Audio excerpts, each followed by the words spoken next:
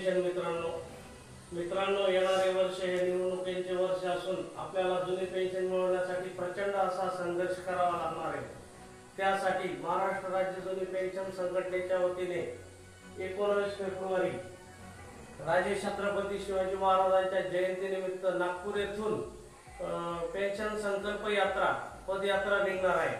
तरी नागपूर ते मुंबई अशी ही पेन्शन संघर्ष यात्रा असून प्रत्येकाने या यात्रेमध्ये सहभागी होऊन आपली ताकद शास्त्राला दाखवून निवडणुकीच्या आधी आपल्याला जुनी पेन्शन कशी मिळेल याबाबत जनजागृती करावी। कारण ह्या यात्रेचा उद्देशच आहे की वोट फॉर ओपीएस, जो आम्हाला पेन्शन देईल त्याच पक्षाला आम्ही मतदान करू।